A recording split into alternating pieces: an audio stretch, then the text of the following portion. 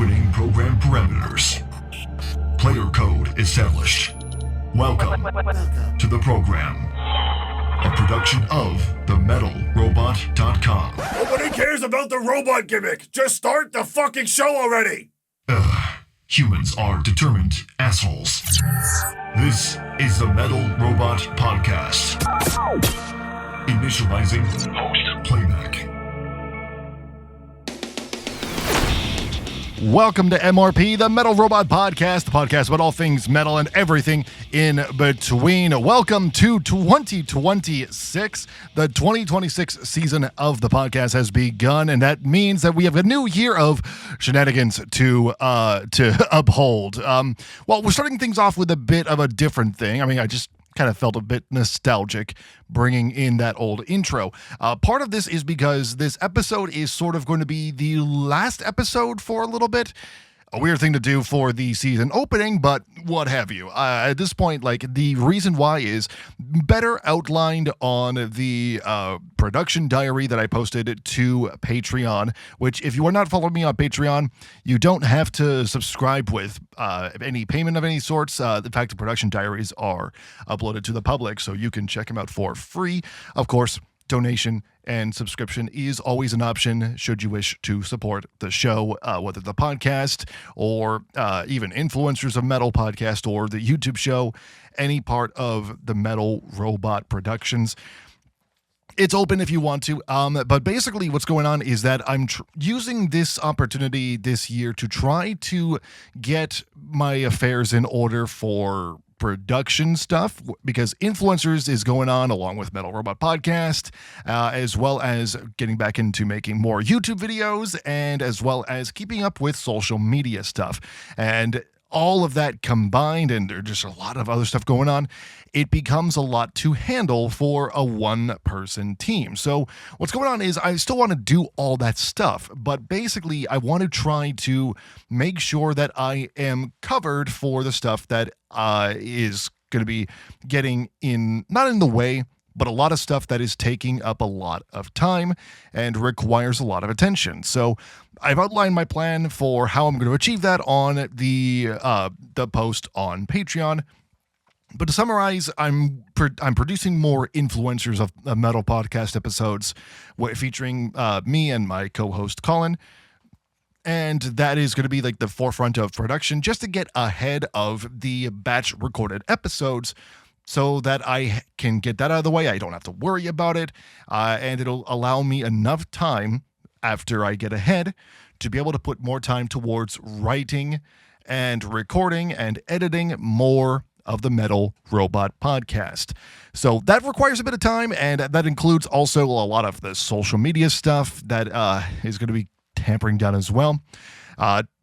That's basically a lot of what's going on there, but I wanted to still get this episode up because this interview was recorded back in late November before this particular album was set to come out, and unfortunately it has been stalled long enough. So what are we doing here? Well, Trey Xavier of In Virtue sat down with me for the Metal Robot Podcast. I geeked out the entire time talking about his new album, Age of Legends, which came out November 21st. And spoiler alert, ended up later on at the number one spot for Album of the Year. Now, that happened after the interview, so it didn't get mentioned there. I don't even think he knew about that happening, but nonetheless, the interview happened, and it was a lot of fun. It ran way longer than I think either of us were expecting, but it was just too fun to actually cut anything down.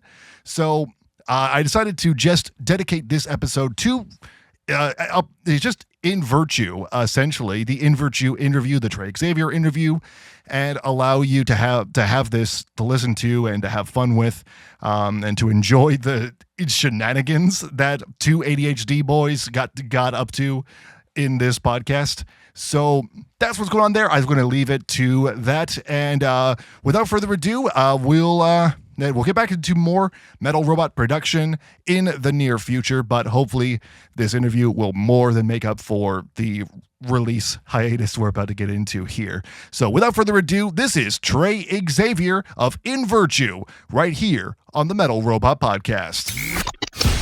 Trey, welcome to the show. How you doing today? What up?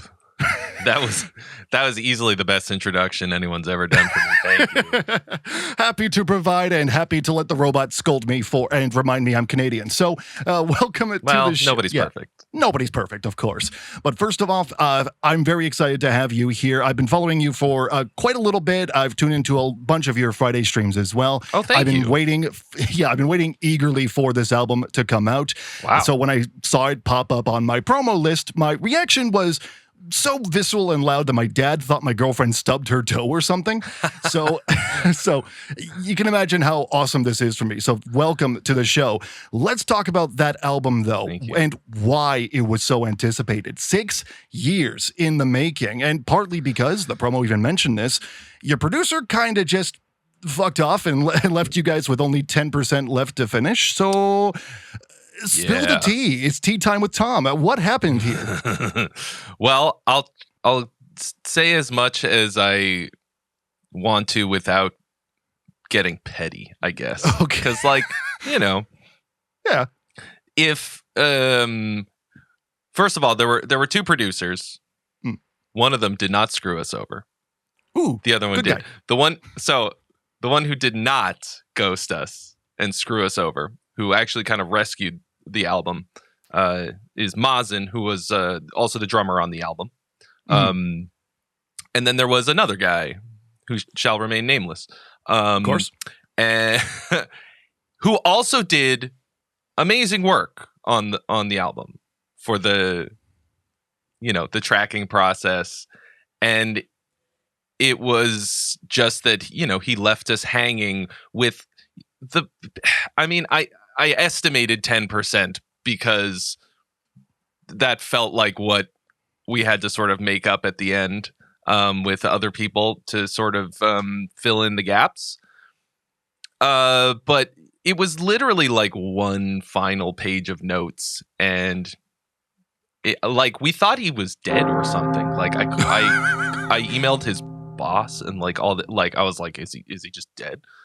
I don't really among the living. Is he breathing? I don't really know, and it's like whatever. That's his journey, I guess. He's not dead, as far as I know. Okay. But that was just the last like 2 years of the wait, because there was a whole ass global pandemic right in the middle, which a lot of people took that time to make things, and so it doesn't really feel like a valid excuse for us, because like a lot of people were like, "Oh, I have time now." Meanwhile, but like it screwed up a lot of things, and we all got really busy, and it just kind of fell to the back burner, and then it was like a lot of little things that kept it from getting across the finish line. In the meantime, we still released singles, thinking that we were surely going to release the whole album. Well, because I know Purgatory, that came out in 2019, correct? Yeah, or I think maybe even 2018. But I don't know. Yeah. So, well, exactly. So you might think, how could it have come out in 2018? You said you started recording in 2019.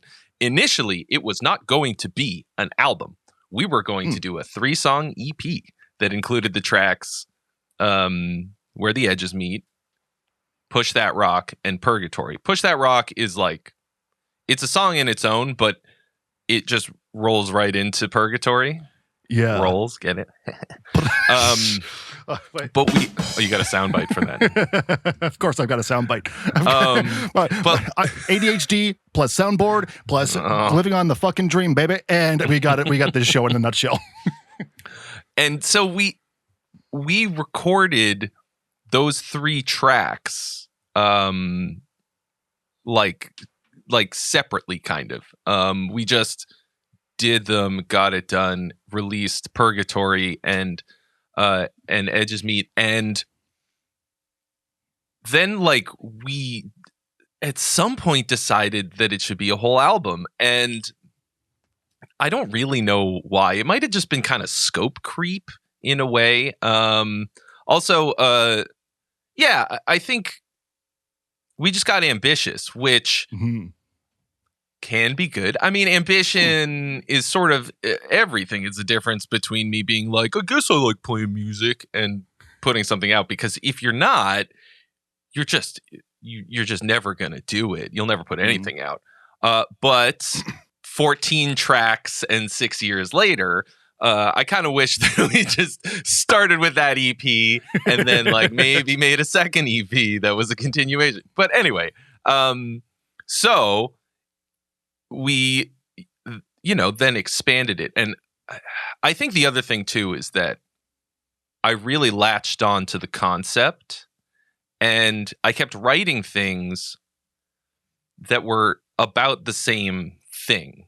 And as you may have read in our press releases and all of that, like it really became a life imitating art, and just kind of like back and forth with that.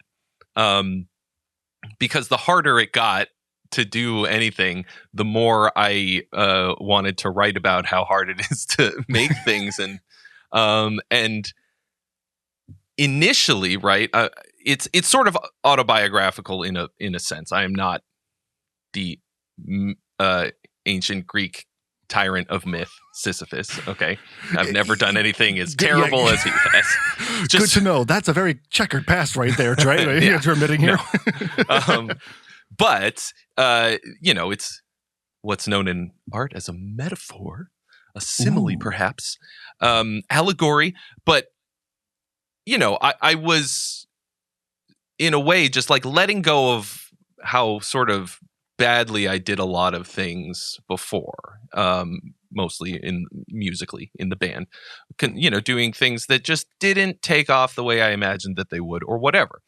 And just realizing that if I wanted to move on with my life and continue to make music, I had to really forgive myself for those mistakes and let it go. And it kind of became this like constant exercise in just letting myself be okay, like with fucking up, and not and just the process and the struggle of creating things, which to me is everything. That's the single most important thing. It's the best part of it. I mean, anyone who makes music knows that, like, when you're done actually making the music, it's just a bunch of logistical shitty things that suck to do. There's some fun things. Like sometimes you get to be on cool podcasts like this one. This is fun for me. But like I had to sort of stop worrying about what would come of it and what would happen, or whether or not it was going to be successful or whatever. And that is what pushing the boulder up the hill became, instead of this idea of it being like a punishment. I was like, really? We kind of just go from one purgatory to the other. And the best part is that we get to push this rock over and over again. And sort of reframed it in my mind. But it was also the definition of scope creep. And so we turned it into an album. And in a way, it is a little bit easier to write a concept album because I didn't have to come up with 14 completely different ideas. 12 really, because 2 of them are instrumental. But like I didn't have to come up with a bunch of different ideas for songs. It's all one cohesive story. And it's a topic that I really cared about, that I had a lot to say about. And so I just kept going. And I think it turned out pretty great. I'm extremely happy with it, in spite of or because of the immense struggle that it took to make it happen. It turned out exactly how I wanted it to. That's always a good result to get. Yeah. And I find myself once again having to look back at the process and the amount of time that it took and let it go and be like, forgive myself as in the end, Sisyphus does, with a little help from his friend, the Catalyst. Of course. Now, in terms of, especially when it came to the having to go DIY, because I believe it was mentioned that you, once the producer kind of dropped off the face of the earth somewhere, you had to just finish up the vocals. Did going DIY on the rest of the project affect the process, or did it affect any of the songs as they were moving? As you were mentioning, a lot of this became like a life imitating art thing. Did that seep its way into the music at any point? Well, I think so. There was just a very small amount of vocals that I had to redo, and for it to, like, I have an extremely sophisticated and nice setup with a lot of good quality gear. So like it's not like the gear god has a lot of cool gear. I would never have expected if you can believe it. Stop the press. So it's not like I had to like sing it into my phone on a voice memo and like send it off. So it wasn't like homemade DIY. But as you can imagine, it wasn't just like, oh, there are vocals missing. It was vocals that I recorded that were just lost. So you might be able to hear the frustration. I think where you'll hear it the most, I had to completely redo all the harsh vocals in the first full-on song, which is Sisyphus Awakening. So the breakdown, which is like one of the angriest and gnarliest things on the album, it's really kind of patterned after like early 2000s metalcore that was extremely influential for me. I think sort of true metalheads will be crying right now into their Cheerios, like, but like that kind of shit was. I was just in the perfect place at the perfect time in Massachusetts in the early 2000s and late 90s. And like that shit was my jam. And just that kind of single note chuggy heaviness. Sometimes it works so well. And for that moment, it just fucking hit. And I was very genuinely angry. And you might be able to hear it in that. I mean, I don't I don't know what the original ones sounded like, and because we recorded them and I never heard them again. But this one was more red face. I feel like straight up, like just through the face, and that last one was like kind of thing. Like maybe. Yeah, who knows? But honestly, like this was a one big, long, painful learning experience in a lot of ways. Like just back up everything you track. Like at the end of the day in the studio, and don't let them tell you otherwise. Like you just stay organized. Yeah, I learned that lesson. Seems like every day. It seems I just could never really wrap my head around that. Not sure why. It's just part of the struggle. Like who wants to stop when you're excited about making music or content or whatever? And be like, it's time to back up. Like, time for the daily backup, kids. Like, kill me. I just want to make music. Yeah. But, what are you going to do? We're in a battle against reality and all of that. Life catches up very quickly when you least expect it. Yeah. I mean, it's all ephemeral. Like, we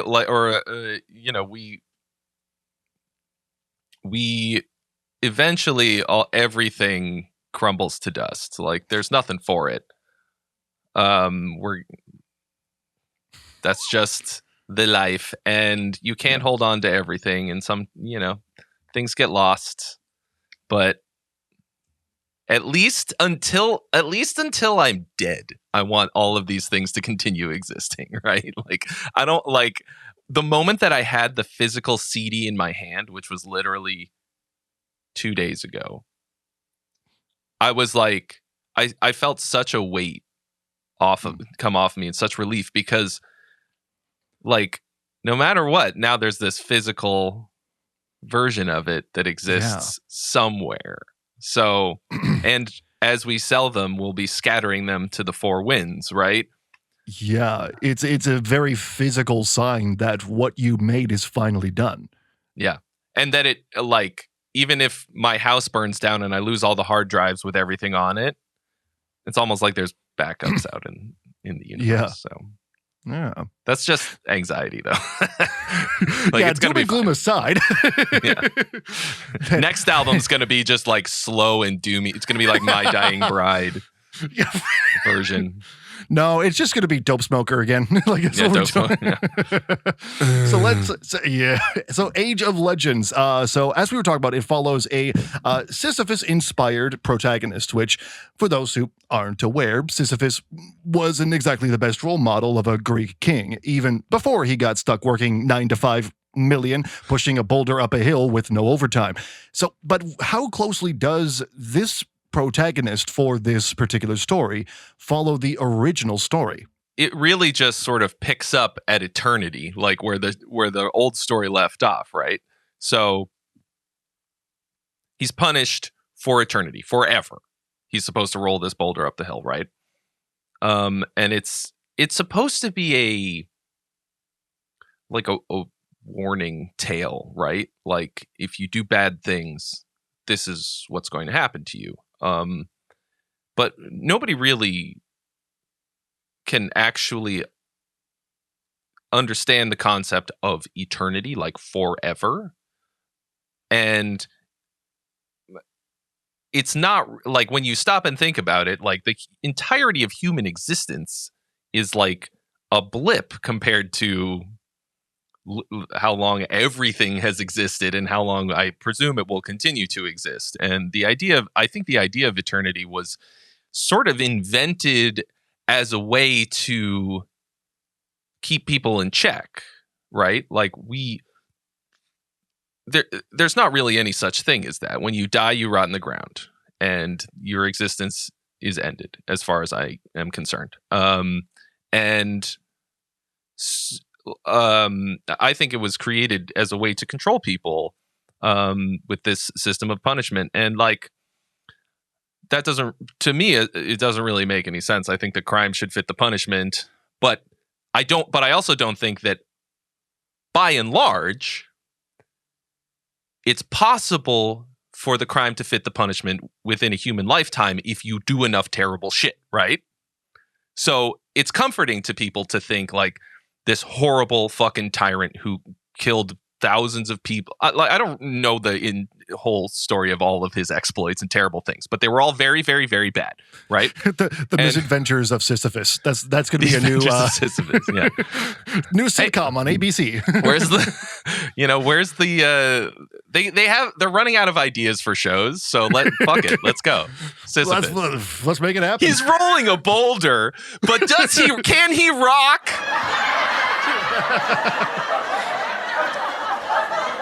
A rolling stone gathers no moss, but can Sisyphus gather some friends for a gather? I don't fucking know. Anyway, so the gang goes to rolling the boulder. Exactly. The gang goes bowling.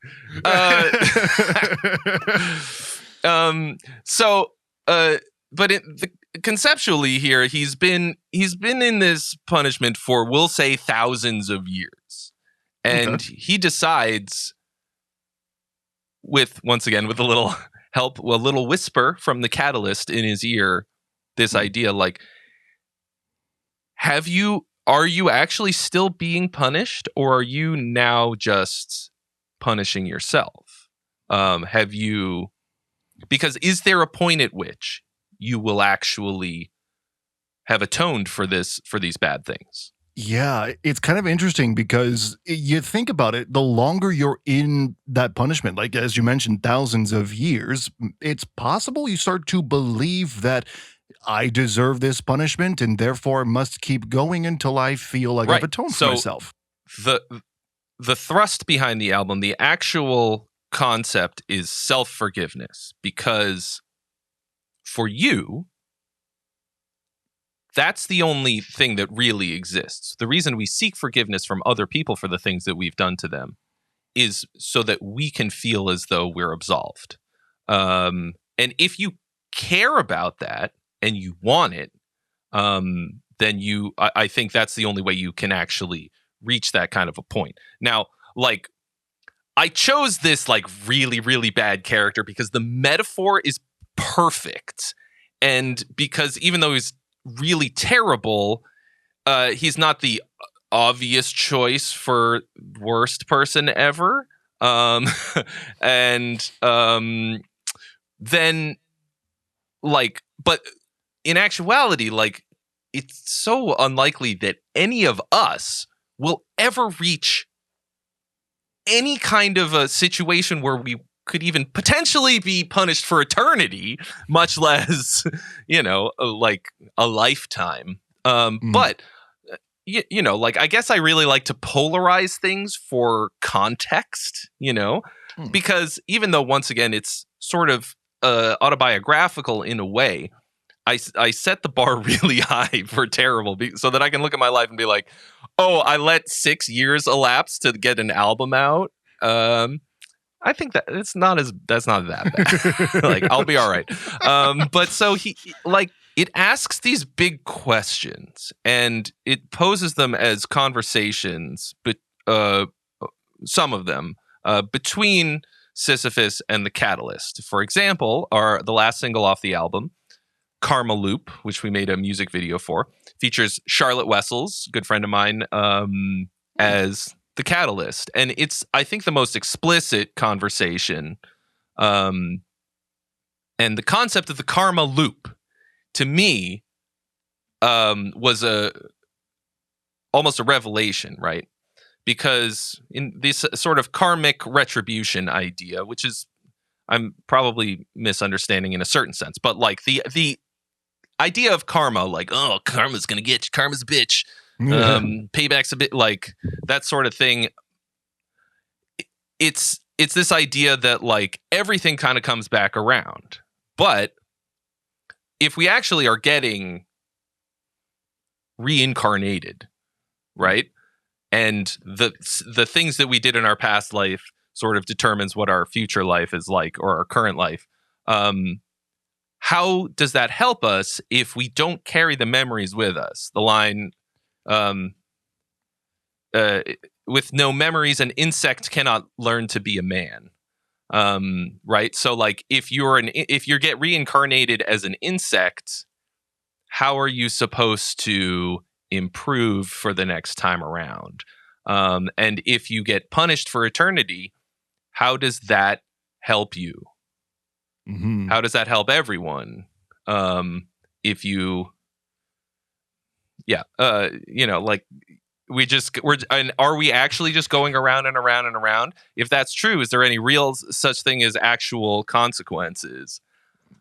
I think no. I think it sort of, to me, just blasts a hole in the idea. But the story is that it's the Catalyst. It's almost like his therapist or like philosopher buddy being that like, is an angry therapist. If that's very angry therapist. Oh, but Jesus. she's like, what is, like, do you really believe that to be true?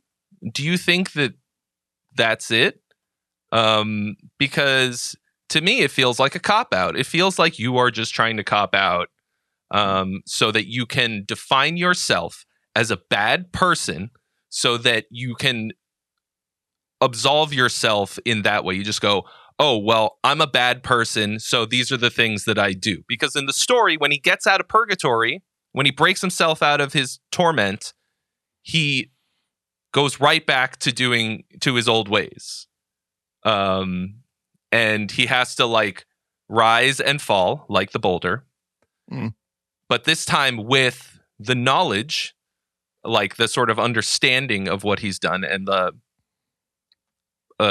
these conversations with the Catalyst, so that in the end he stops thinking like that. He because he forgives himself and doesn't just think of himself as a terrible person and therefore he does bad things.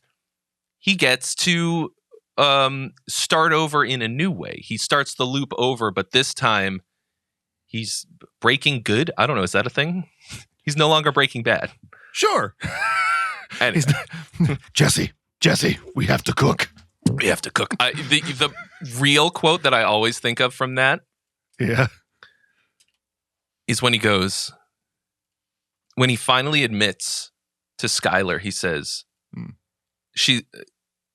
because he'd been saying, I'm doing it for you. I did it for you. I did it for my family. And then he finally goes, I didn't. I did it because I was good at it and I liked it. Mm-hmm. And like that to me, sorry, spoilers. No, that to me is like sort of the most important. How long ago did that episode come out exactly? Like, I'm pretty sure we're fine. It's a really long time. It came out before we put out the last album, I think. Well, there you go. So, which is, you know, if you want to go back, if you're going to go back and check out Breaking Bad, you can go back and check out Embrace the Horror, our old album that came out before then. I don't really recommend it. No. I mean, it's okay. It's fine. It's okay. It's no we sell it in our web though. shop, and, you know. So, I like the fact that though when it comes to this album, it tells an overarching story, but it also like. As somebody who listens to a lot of prog, it doesn't seem to require the mental focus of a typical prog metal concept album. I mean, you even said in the promo, the casual listener will be able to enjoy all of it without clocking the story. Basically, the album is prog, but it's more easily digestible. How important was it to not give the listener a hard emotional and intellectual challenge like many other prog bands kind of just fall into? That's the sweetest way of being called dumb I've ever heard about. No, that's not what I'm saying. I'm just kidding. I know. Okay. Oh, well. I'm fucking kidding. So, you know how you can tell if I'm kidding? It's pretty simple. If my mouth is moving and there's sound coming out. No, but so to me, so as a lifelong Dream Theater fan. Mm-hmm. Liquid Tension, Experiment, Symphony X, like Angra, Transatlantic. Don't make me continue to name drop prog bands, okay? Took me a long time to have sexual intercourse with a woman, okay? But I don't make things prog for the sake of prog. I don't think that making something progressive makes it better. I don't do that on purpose. Oh, you mean like the 90 prog bands that are prog because they noodle a shit ton and write instrumental albums with no end? I fucking hate that. I have essentially abandoned prog in my listening entirely if it's from the like last 15 years or sooner. Not entirely. There are some exceptions, but I feel like prog entirely lost the plot to fucking masturbation music. And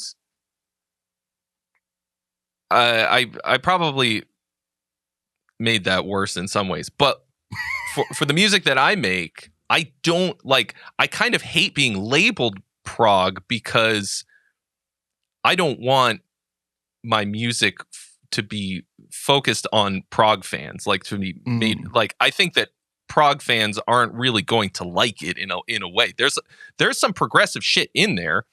There's no question. But to me, what was great about prog and prog composition, I did a whole video about this on my channel. Link in the description. Lincoln Park. So is that you like you can take these ideas. ADHD just happened there? I mean, link in the description. What happened is Lincoln Park. Attention deficit disorder. What do you want? I'm surprised that you're I'm not the one doing that. That's not how these usually go. I love this. How old are you? 28. Okay. I've had ADHD for 13 more years than you. Okay, so I'm better at it. I guess. Is that what we would say? I've harnessed it as a weapon. I've weaponized it better than you. Yeah, I ain't got shit. I'm not pleb. I just started a new medication, and I can't tell if it's working better or worse. Porque no los dos? I don't know. Only time will tell. History will vindicate or condemn me. So what's great about prog is that it's a longer form, deeper exploration of the same ideas. Okay. The reason that modern prog sucks is because they just lump together a bunch of random shit and it just changes all the time. And they think of that as progressive. But truly great progressive music isn't just like weird time signatures and really long songs. The reason that the songs are long is because they're going deeper into developing those ideas, the musical ideas, the lyrical ideas. I cite Transatlantic as some of the best prog composition ever because they know how to do this so well. And it's by the time you get to the end, you're sort of back where you started, but with all of the characters, the musical characters have grown and changed. And there's just no boundaries to how they'll develop them, right? You'll hear a version of it that's fucking ragtime and one that's like big and slow and one that's double time and then one's in weird time signatures or whatever because that gives it depth. But it's still compositionally very relevant. And that's what I like about it. Like if you listen to the first track and the last track on our album, you will hear the same motif, the same musical motif. It's different, but it's the same thing. And then in between, you're going to hear that motif several times at important moments. So in many different forms. So like that to me is the progressive part of it. It's just, I guess it's just that prog has become a fucking dirty word for me. I mean, and I hate that. It doesn't matter how much I love what it really is or so much of the music. It's when a band puts that in their descriptor, I'm kind of like, for me, whenever I'm looking through like promos to like, what am I going to review this time? Whenever I see prog, it does kind of like, okay, but are you really prog or are you just putting prog there because you're a John Petrucci stan?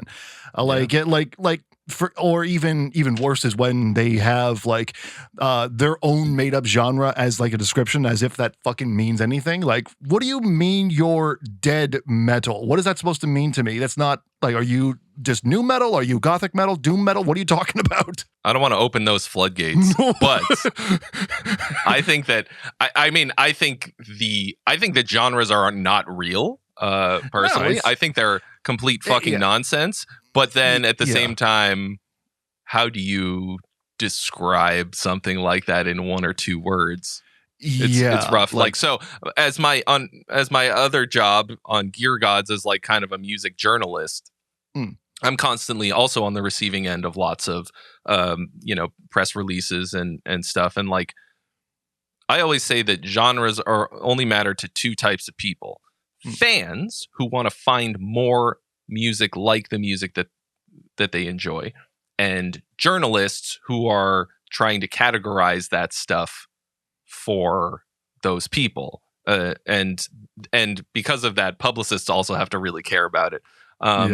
And I would like to input a third group, those who like to combine multiple words together like they're freaking Eskimos and combine it into one single genre. So like porno, grindcore, death, black, something metal kind of thing. Like, you know how like multiple languages have different words for snow?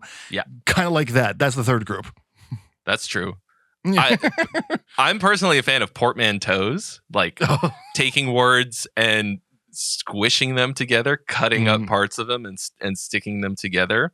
Like you would be the Meadowbot podcast.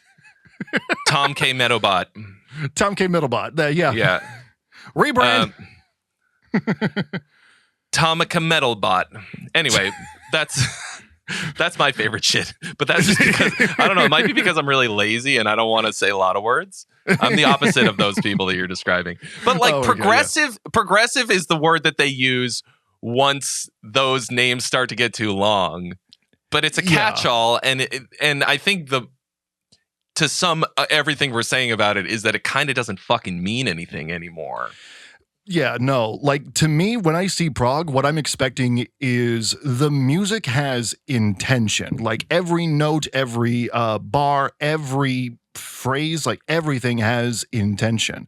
I usually point to bands like Periphery's Juggernaut that tends to do that really well, or especially Opeth's Still Life, as like, yeah, they are very prog, but they also, a lot of parts are very necessary. But as you're mentioning, yeah, with modern prog, you could trim out like half of the shit they're writing, and it would make it 10 times better. Yeah, it feels like actually kind of a lack of musical gatekeeping in a way. Yeah. Like there's it's a lot of kitchen sink and sort of like honestly, like a little bit too much democracy in the band sometimes. I a lot of times it's kind of like, well, we wanted Bill to be able to put his part somewhere. Like he wrote a cool thing, and we were just trying to like, we didn't want him to quit because we need his dad has the studio or whatever. Like, and like, I mean, Periphery is hit or miss for me because sometimes they fucking kill it. But actually my favorite Periphery album is the Clear EP because by their own admission, their songwriting process is extremely democratic. And sometimes that leads to a lot of, and now for something completely different, like stuff that I think just like doesn't belong in the same song. But in Clear, they were each writing their own things, and it's filthy with bangers. So like there's a whole ton of their catalog that's just fucking great outside of that. But I find that like a lot of stuff I'm kind of like where are we going with this, boys?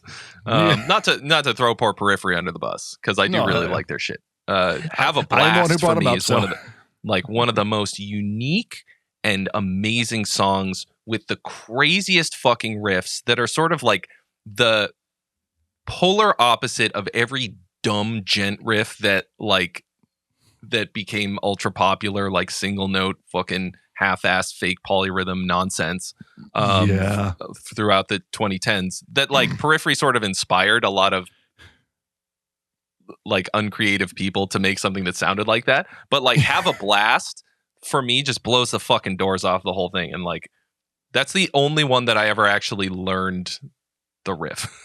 Because it was so cool. Anyway, but like but what you're saying is true. It all comes full circle. So with that, this one I'm curious to know, because there is, as we've been talking about here, there's just a lot of stuff that kind of it's a bit proggy, but the mission statement for this band, after all, is, as you mentioned, it's power metal. It's power metal without the cheese. There's death metal that's also thrown into here as well, that exists without wiping your ass with sandpaper at the same time. So what's the challenge when combining all these different styles without feeling like it's jarring, or that it's not just in one song, but for an entire album? It's about finding the right grit of sandpaper. You want to find the right material, there's like a be the right fine brand and a coarse, and like you want the Goldilocks zone. Yeah, you don't want the one that gets everywhere. That's just paper stuck in sand. No, that's not the right one.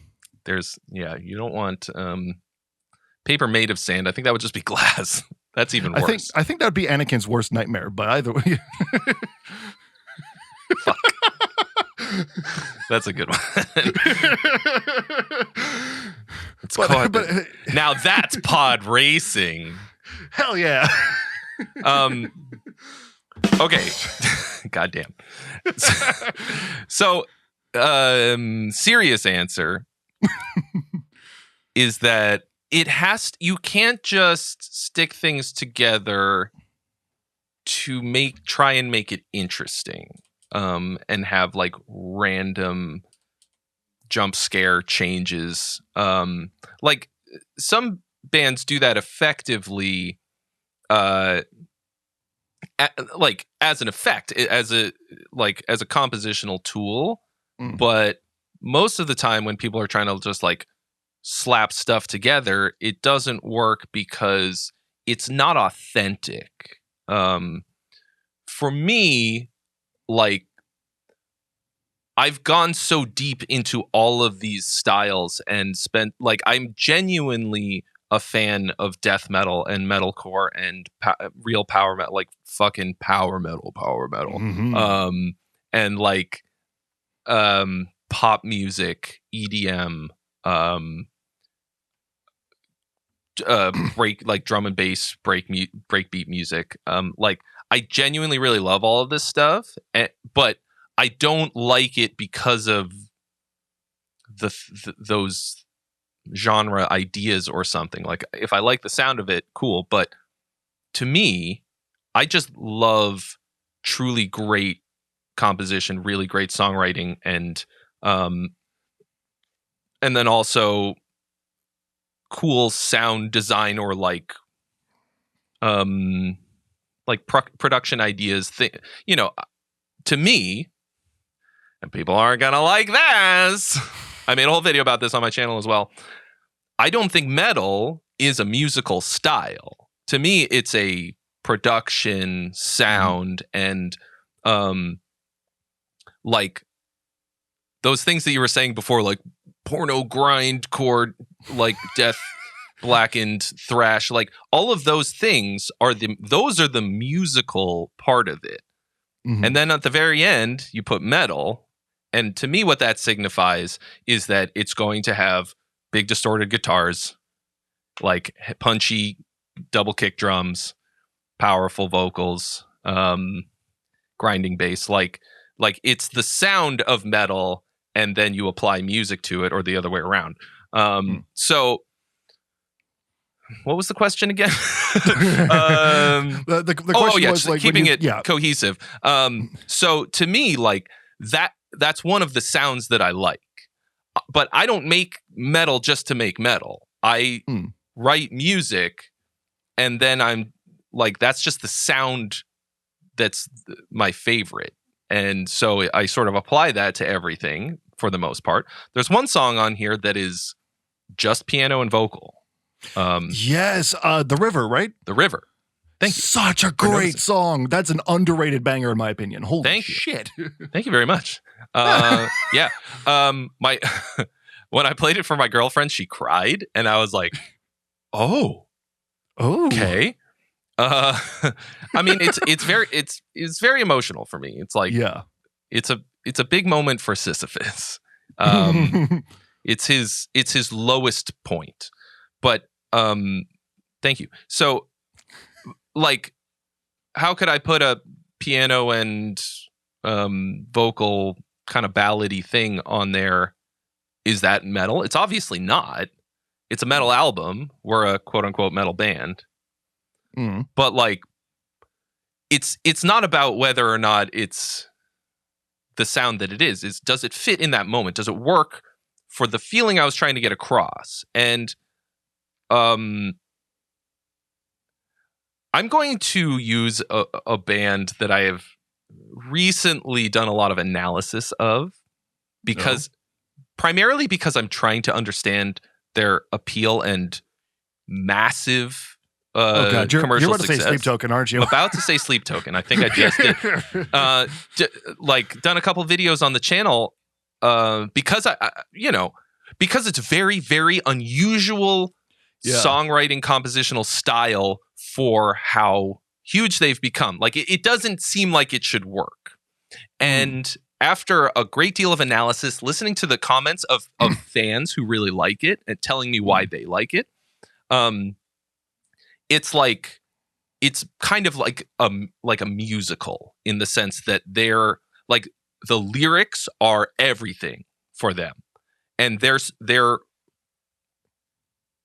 in the same way that, like, an old Mickey Mouse cartoon, the music, the soundtrack was also like this, a lot of the sound effects and stuff.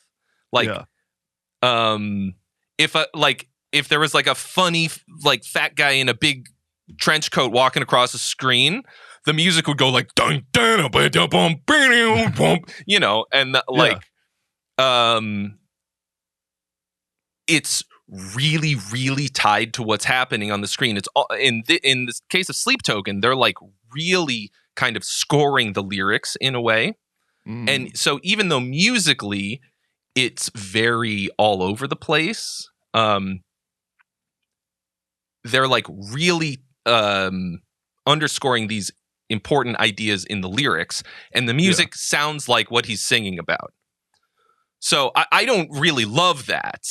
But but it was like they're not my favorite band. There's some cool.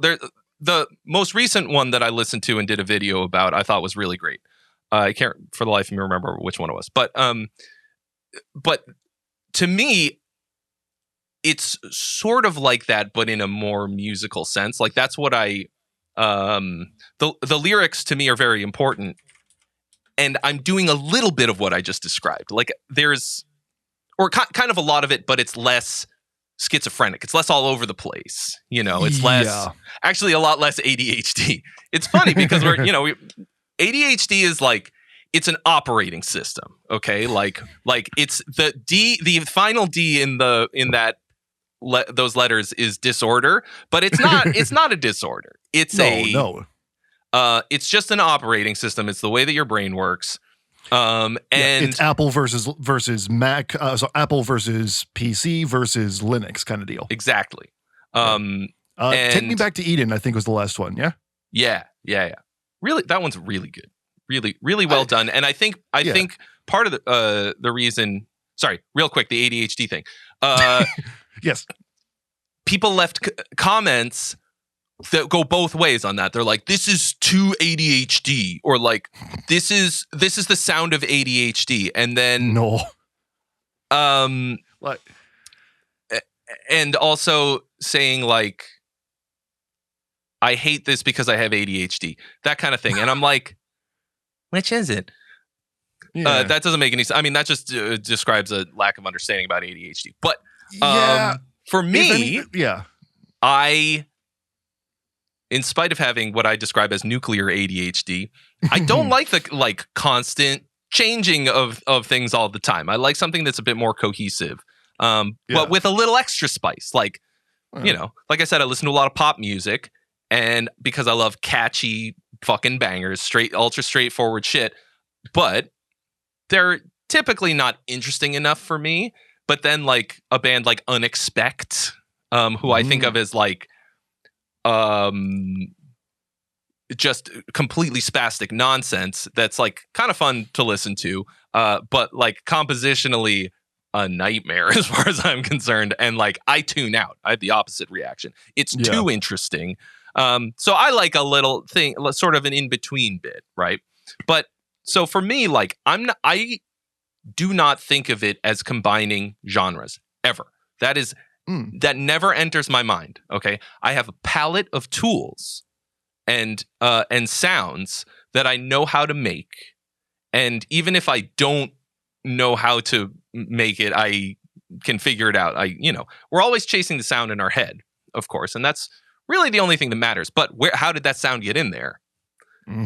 It's really just a collection of all of the things that you've ever heard, and then sort of your little musical brain algorithm kind of like mashes it up and like pulls out little snippets, smaller building blocks and all this stuff.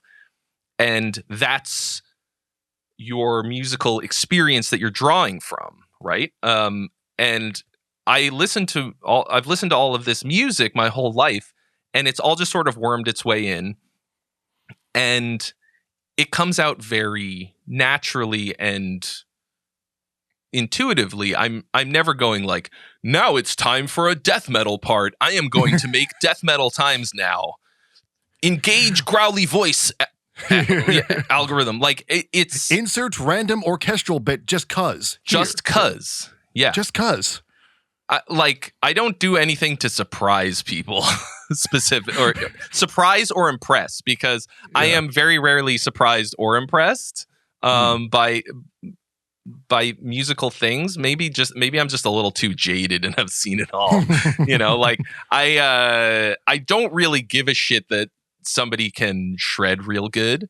It doesn't mean I'm not going to like hearing it, but I'm just not like impressed. And I don't like, listen to music to be impressed. No, it's like, if you're going to shred, make it tasty, you know, make it a little tasteful. Well, like, that's make it way better than matter. Mindless. Like, make it fucking matter. Do it for a really good reason. Like, I find that the best solos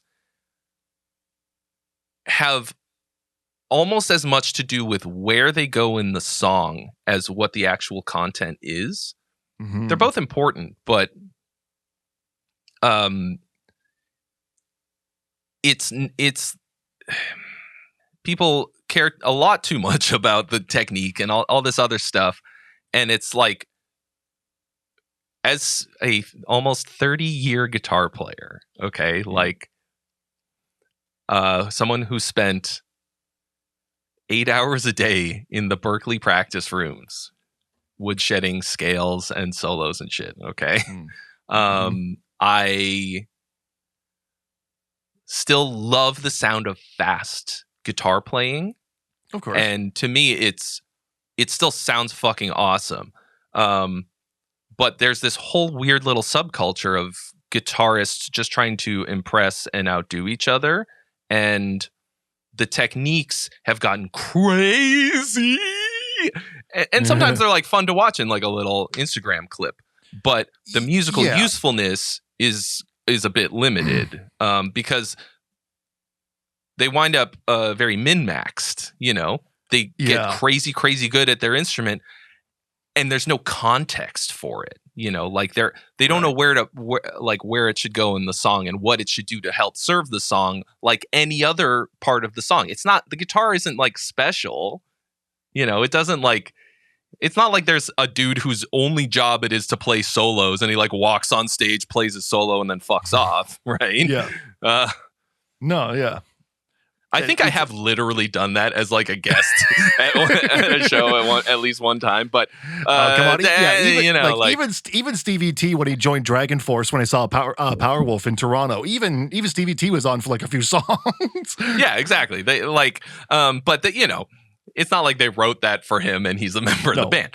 But like, so that sort of thing is how I approach it. Like, right, because I'm always thinking of the overall effect, the cohesion of the song as a whole, the experience of the whole thing start to finish, not just the transitions, not just those transition moments when we're going from one thing to the next, because it's really easy to get just stoked on those cool little moments when something wild happens from one, you know, section to the next. That's the downfall of the amateur metal songwriter. And you know, I just approach it very organically. Like I'm never thinking about, well, I'm not really thinking a lot, and but I'm never just trying to mash two things together because for any reason. Like if it doesn't work pretty much right away, then I try something else. I think that's at the end of the day a good approach, because as we were talking about, like with all those, like the culture of guitar player that's all speed and no substance, it's very unsatisfying for everybody, including probably their girlfriends.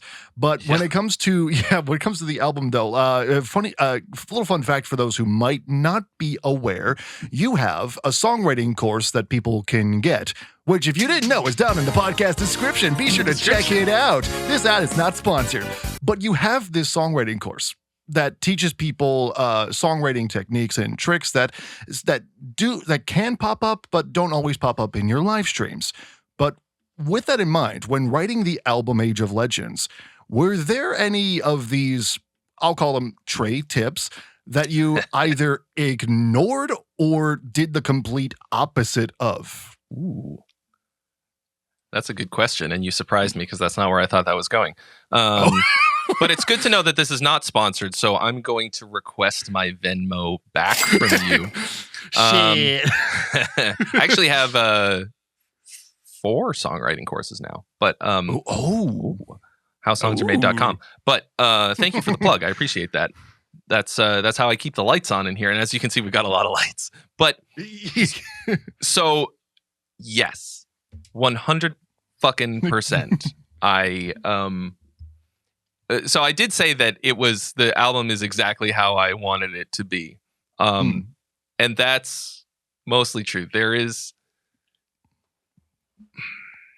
I think that the first track, after the intro, Sisyphus Awakening, I think it's overstuffed.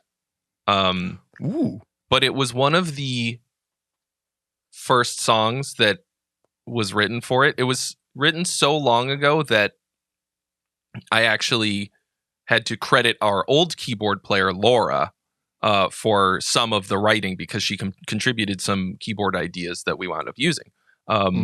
And she was in the band when we released our last album. So, it wasn't, the whole song was not written at that time, but I just it needs a little bit of, I would say, Trey today would edit some of it out. There are things that happen too many times, and as a listener, I'm a little like, okay, come on, let's get to the point. It was probably not the greatest choice for the first song on the album, but it's a little tour de force, I guess. And actually, the thing that I described about caring about transitions too much got me a little bit, because the transition from the intro track into that first lick is like, when I did that, I was like, fuck, that is fire. And was less concerned with the entirety of that song being the first thing that you hear. I mean, it's like, it's honestly, it's probably something that nobody would notice or care about if I didn't point it out right here. So I'm kind of shooting myself in the foot.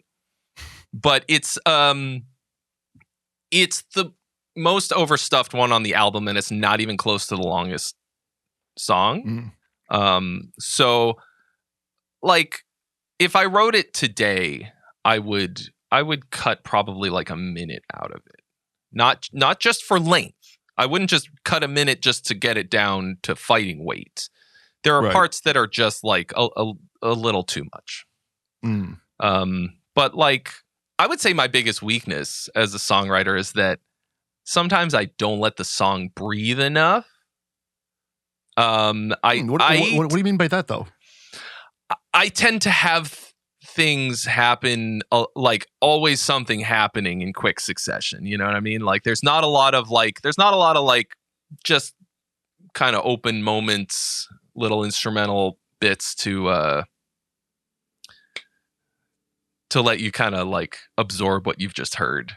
And I used to do that way too much, so I think maybe I overcorrected a bit. But I guess I just like very focused songwriting. And I like a nice journey, as will probably be evident from the song Tempest Fugue, which is the longest one on there. And honestly, Tempest Fugue and the outro, Descent Limitless, throughout the course of the album, I considered combining them into one, because it's sort of like a complete thought. But I don't really know. So I guess as you're listening, if you're listening to the album through, you can sort of think of those two as a continuous idea, sort of a part one and part two of a. Anyway, but so I like a nice long journey in a lot of ways with a lot of space. But I very much tend toward tight bangers. I don't know. I guess I'm a little impatient. But I'm curious to know what the effect is for the listener when they hear Sisyphus Awakening. If that comes across, I guess I honestly probably would like to hear what somebody thinks before hearing me say that. So you've heard it already. I did, yeah, and I didn't catch that. Like, Okay, maybe it's because when I was listening to, like, it is probably like it could be because when I was listening to the album the first time, I was driving home from my girlfriend's, which is like a solid like 45-minute drive. So I'm like, it's like Canada close. yeah, basically. So so I was like listening to the album, and I didn't catch that it was too much from my perspective, at least. I felt that it worked exactly for what I was trying to do to start things up right after the intro track, Ascent Glorious. It worked for me. I'm not sure what other people might think, but I think overall it was a good start to the album. Cool. That's good. I might just be a little self-conscious. You're a songwriter. I'm sure you know, like, you're your own worst critic. I know that for a fact. But at the same time, I'm also like the main reason why anything ever takes too long. A bit of a perfectionist. If I had it my way, my debut EP wouldn't even be out right now. It would have still been on my hard drive. So it's a really tough balance to achieve. It really is, yeah. But and I think part of it is that in between writing all of these songs, and now I have spent many long hours on the internet criticizing other people's songs, with the intent of like helping them and trying to make it better. But like, there's a bunch of comments on our on our music videos of people who are like, if this wasn't you, you'd gong it. Like, Really? Like, I can't believe.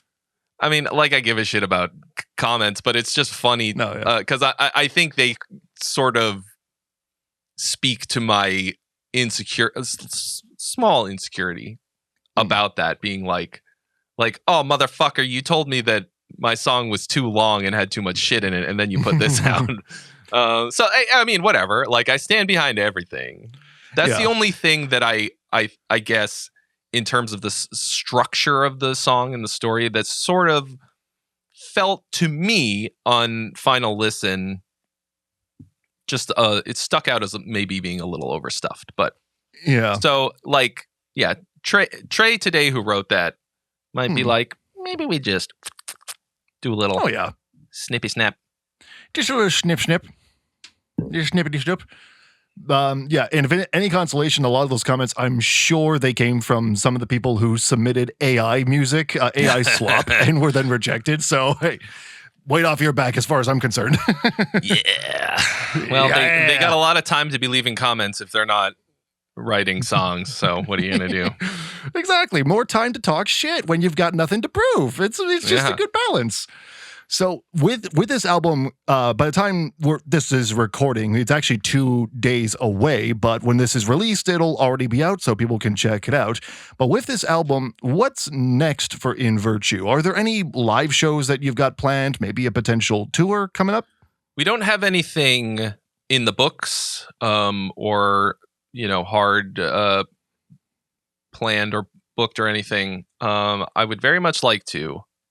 It's like, it would have to really be the right move for us. I would like to do it because we've been sitting on these songs for so long, and I want to bring them to the people, and it'll be really fun. It's a really hard time to tour now. Like, big bands are losing their asses. Like, the margins are getting slimmer. And it'd be a tough logistical thing. But I would very much like to do it. Especially touring in other countries. Like, I've heard nightmare stories of American bands, especially right now, trying to come up to Canada, and then vice versa. Canadian bands trying to go to the States. It's not been fun. Yeah. And like, I don't ever honestly, I kind of try not to let anything stop me. Like, if I really want to do it, I'm going to do it.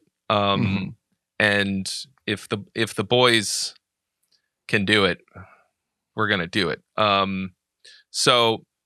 But really, for me, this is my favorite thing to do once the music is done is to make music videos. And so Mhm. I'm gonna just keep making music videos for these songs, and releasing them more for the pure expression of the art. For me, like we talked about the Mickey Mouse cartoons. For me, a music video is like the opposite of scoring a movie or a TV show, right? It's sort of reverse scoring the music. You score the music with a visual, and I have endless ideas for that. Endless. And just hooked up with a really great 3D environment guy for our Karma Loop video. And I was like, oh my God, the possibilities are fucking endless. I have a green screen and he has insane skill in Blender. And we can just make some really crazy shit. And so we're going to keep doing that. The thing that I'm most excited for, this might sound terrible because the album has just dropped, but the thing I'm most excited about is writing some new music. Because like that's my main jam. Yeah. You know, I am also a performer, but I'm more stoked about the creative process than the performance in general. I think for me, the live performance is so much fun, but there's not really like a creative element to it. Or not as much. No, you know, like there can be, if you want to make it like very cinematic and very entertaining for the audience, but that's also a logistical nightmare of its own, transporting all the props and stuff like that and making sure no one dies while setting it up, you know, that kind of thing. Typical stuff. The regular safety. Like there's nothing creative about safety. It's the opposite. No. Which is fine. It's important. It's first. But it's not like, it's just a different aspect of it. I like more than anything else. I just like making something that didn't exist before. Now these songs already exist, and we'll go out and play them. And that sounds like such a fucking hoot to me. I haven't done it in a really long time, and I would very much like to. But like, I guess the thing that I'm most excited about is just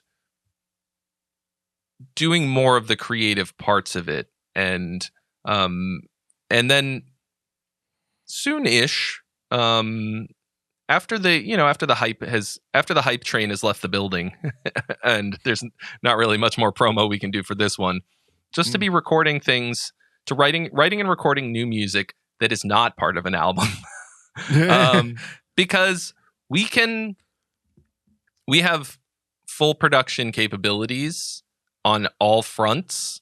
In the time between when we started recording this and now, I have written and recorded like not hundreds of songs, like like many songs, and released a lot of them, and dialed in the recording and production and all of that. And now we'll be able to just write it, record it, mix it, make a video, drop it, like a couple weeks or a month. And the difference between that and taking 6 years to make an album is so appealing to me. I mean, I'm sure you can imagine. Oh, yeah, I'm sure, yeah. Massive appeal. One single, 1 decade. Must be a Tool thing. Yeah, fuck that. No. Never again. So, we're not going to make an album again until it is really important. Yeah. This was a big statement that had to be made. And now I'm going to make some smaller statements, bite-sized statements. Just little itty bitty ones. Little baby ones. Little babies. Well, I can't wait for that, but I'm kind of curious when it comes to this big statement. I mean, you were talking about excited to make videos. Of all the songs that you on this album that you have not made a song for yet, made a video for yet, what is one that you have like the craziest ideas for at the current moment? It's definitely the river. Ooh. And You're part not of the filling it appeal. underwater, are you? No. No. We don't have. I have a green screen, not a pool. I mean, I don't know. My girlfriend has a pool. I wonder if I could. Hey, babe, do you mind if I Listen. I have a proposition for you, my lady. You're not gonna like this. But what is the one before? Okay, so Thoughts in Free Fall is like the height of Sisyphus's megalomania. Okay, if I fall forever, I'll never hit the ground. He thinks he's invincible, and visually, for me, this metaphor, in the same way that in Desolation Throne, he's climbing up the mountain. Initially, I was going to do that as stairs. I was trying to find a long staircase to have him climbing up. And then we went to the cave and there was a mountain on top of the cave. And we were like, let's make it a mountain. Yeah. And for me, in my mind, because I'm often sort of thinking of what a music video would look like as I'm writing the song and as it's coming together. Because the visual is very important for me. It really inspires me, even if it's just something I'm imagining. But he's sort of at the climbing up and on the top of a building in a way. So I'm imagining him in Thoughts in Free Fall, like at the top of the building, just completely like Tony Montana, Mountain of Cocaine and M16 type of shit. Like I'm picturing him looking kind of like the Dude, like in a robe, just like but crazy, like not chill. Like something like The Hangover, but on steroids kind of thing? Yeah. And just sheer megalomania and narcissism and just mad with power. And then, so the line is, if I fell forever, right? The first line of the river is, I fell forever, because he falls off the roof of this building, of this metaphorical building, right? He's like, the line, if I fall forever and I'll never hit the ground. If I miss the earth completely, I'll never come back down. That's actually a kind of a play on the Douglas Adams How to Fly thing. You throw yourself at the ground and miss. From Hitchhiker's Guide to the Galaxy. That's kind of like a little play on that. But obviously that's not what's going to happen. No. But he thinks himself invincible, and then he just loses it all and falls off of this building. So the river is him falling off of the building in slow motion, and then just like ultra cinematic singing while falling backwards, right? And I don't know. So I'll tell you what I have in my brain, and then in the future, we'll see if this came together. Ooh.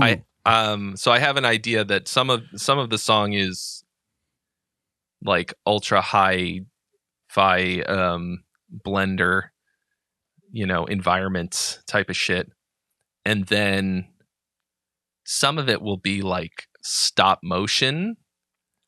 Where I create a physical environment with like paper, and the clouds are cotton ball, like cotton, pillow filling and stuff. And then I don't want to give away my idea for the technique for what the will look like as people. But I have something really that will take for fucking ever, but a really unique idea for a technique for a kind of stop motion for what the the actual us in the video will be portrayed. But that's the one that I have the most fully thought out idea for, just for a visual. And I've been sitting on that for a while, because we had to get these 3 videos done for the premiere.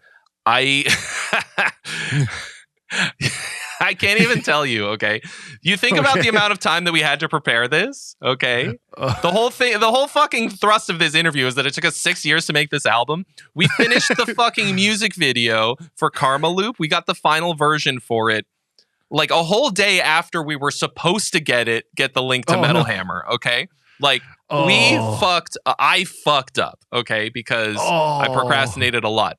It came out fucking great, but you know, I had to focus on all of these other things. And now it's like, well, I can take a bit of time to plan this out and try to make it happen. That's the one that it's also pretty short, which is nice. It's not like it's not a long video, but I really love that idea. And then, of course, Thoughts in Freefall would also be pretty sick to do. I don't have an ultra specific idea for that, but maybe a really epic elevator. Ooh. That's like because that also fits the metaphor, right? It's going up and down. Yeah. It's another thing that goes up and down, and but just like a cool sci-fi elevator. Yeah. Well, it's interesting because my thoughts, not like I don't have like any like concrete ideas for what I was thinking, but like you mentioned, like it's contrasting kind of thing. My brain immediately went to the Slipknot Vermilion duo, part 1, part 2, the music videos, where it was like still following the same character, but it's the one music video is in the city, the other is like in like a field or something like that, but it's like. Same song, different interpretation. That's where my brain was going cool. In terms of music video. Yeah. But I like the stop motion idea. As someone who loves Tim Burton, I love that. I mean, I have literally no experience doing it, which is like, and you know what I have? What do you have? That other people don't? What is that? What do you got? I have the sheer raw fucking stupidity to believe that I can do things with no evidence. Like and it's sort of a self-fulfilling prophecy in a way because I just start doing them and eventually I can. Like I never took classes in video production or like anything like that. Like I just got myself a copy of Premiere mostly out of necessity because it was like, okay, I guess I'm gonna do YouTube. Like the first videos that are on the channel are on borrowed cameras that I did not know how to operate. Like I didn't know what frame rate was. It was like whatever the camera was set to is the frame rate that we're using. Like these days, like frame rate is everything. Like it's huge, and like I didn't understand lighting or anything like that. I bought like fucking work lights from Home Depot that got really hot, and like all this stuff, you know. And you just learn by trial and error, of course. But that's the like. Can I do stop motion? Yes, I can. Yeah, why not? I mean, by the time I'm done, I'll know. Yeah. Well, no, for I either sure. will or I won't. Yeah. You learn. It's all about like just attempting. Like when I started YouTube, one of the like I had just an iPad for a camera that I literally taped to my wall. That was my camera stand. Holy shit! So it's all DIY, and you learn over time. Like especially in my case, audio and lighting is way more important than the camera. So for years, I've just been using a phone. But it all works out. Like who cares about the frame rate at that point? I mean, most people won't. And like. I think a lot of people will think that because of those types of things that they're not going to be able to do it and they won't even start. And that's why me being a giant fucking idiot is my superpower because I'll just start and ram my head into the wall over and over again until I can do it. And some people just they're scared to even try because they think they won't be good at it, which to me is like the most insane ass backwards stupid shit of all time, like thinking that you need to be good at it right away or even after a long time. That's an absolute certain recipe for failure, and it's really like that's the worst kind of perfectionism. People think perfectionism is that you have to do everything perfectly, and so you do things perfectly, and that is not the case. The actual perfectionism is that you don't do anything because you have to do it perfect, and if you have to do it badly at all, you don't want to. No, yeah. And that's fucked. Like, I still have very strong perfectionist tendencies. But I think it's mainly because after doing a lot of this stuff for a long time, I know what it could be like. And I know that it's possible for me to match the vision in my head to reality. And then it takes 6 years. Yeah, that's how my latest YouTube video ended up coming out 4 years after we filmed it. Oh my God. Because I just kept like I just kept having ideas. I'm like, I can do it like this, I can do it like this, because it was a different video from what I usually do. But I just kept like editing until I'm like, at some point it's like, okay, fuck this shit. I gotta veto a couple ideas and just kept moving. Scope creep, exactly. Scope creep, and it takes a long time to sort of beat that out of yourself, because creative people, we get excited about ideas and we're like, oh, like the possibilities. And luckily we have really two people in the band who are very good at project management. Not good enough, apparently, because it's because I resisted their good advice and sound thinking. But like Jamie, backups, no, we'll be fine. Jamie is like a total aside from being like the most positive and optimistic person I've ever met, he's just like really good at being like, do we need all of that? Does it really need to be that? Does it really need a full Oingo Boingo inspired brass section? Is that required here? Couldn't it just be not that? What if we just cut it instead?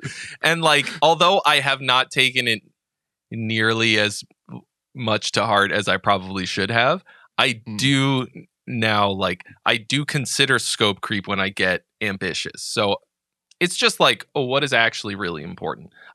So hilariously, talk about timing. In the middle of promoting this album, pretty much the entire month of October, I got a gig that I absolutely could not turn down. I also cannot tell you specifically what it is because it's under NDA, but I got hired to write and record 11 songs. And in a month, okay, after 6 years for an album, I wrote and recorded an album's worth of material in a month. In the month before we released our album, okay? And talk about just the, like, using the scalpel left and right. Like, there was no time for scope creep. It just wouldn't, it was infeasible. I had to deliver these songs. They had to be good, but primarily they just had to exist and be finished. And they did turn out really great. And I was kind of like, well, fuck. Maybe I don't have to spend that much time on something for it to be great. But like anytime I was thinking like, oh, what if this had some really grandiose orchestration? I had to be like, nope, you get one string patch. Make the best of it.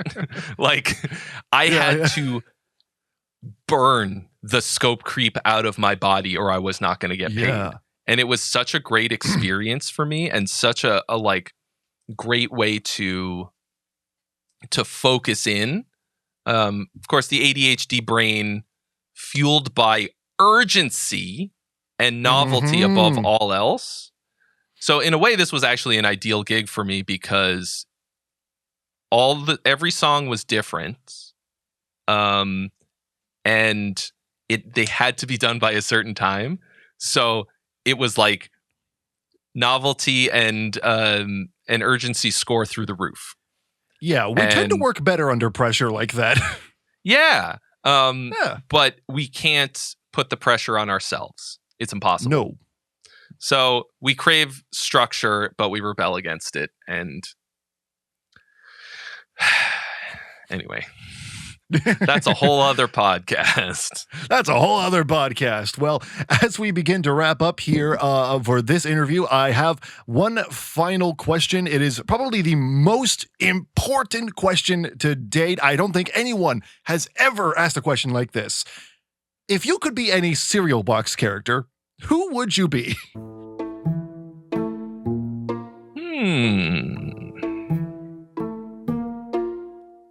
Michael Jordan from the Wheaties box. Perfect. No notes. Because then I would be 6 feet tall, in excellent shape. I would have championship rings. I was part of the dream team. And then I wouldn't have to make music because it's hard. Take it from me, you don't want to be 6 feet. You'll just run into everything. Like I'd be 6'6". You'll be sick. No, like us, worse. 6. Yeah. Yeah. Well, Holy shit. I bet you weren't expecting that. It wasn't Tony the Tiger. I honestly, at this point, I've come to expect a freaking Count Chocula. That's what half of the answers I get nowadays are. But it's always good to get like the oddballs. I remember, oh my God, there was the singer for a French melodic death metal band. Her response was, "Can I be the milk?" That's still to date the most unique answer I got to that question.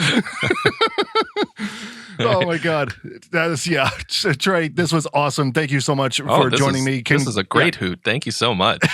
Well, thank you. And congrats again on Age of Legends. And to everyone listening, the album dropped November 21st. Be sure to check it out, stream it, and make sure to follow the band and follow Trey on YouTube. Links to everything are down in the podcast description. Trey, thank you so much for joining me tonight. I appreciate your time. Thank you so much. This was great fun. You just listened to MRP, the Metal Robot Podcast. I thought about wraps it up for this episode. Thanks so much again to Trey Xavier of In Virtue for coming on. And congrats once again on getting Age of Legends to the #1 spot of the Metal Robot Top 10 Album of the Year's list for 2025. Like I said, this podcast is going on a bit of a release hiatus. I am still working on some stuff in the background, but it's going to be taking some time before anything comes up. So there won't be any more episodes this month. We're going to try to get back for next month, but I make absolutely no promises at this current moment. We'll see how everything goes, but in the meantime, thanks so much for listening to the Metal Robot Podcast. Check us out online at themetalrobot.com for all things Metal Robot, including the Influencers of Metal podcast. I'm Tom McKay. If you enjoyed this episode and you want more, be sure to subscribe wherever you get your favorite podcasts. I'll see you in the mosh pit next time. Have yourself a good night.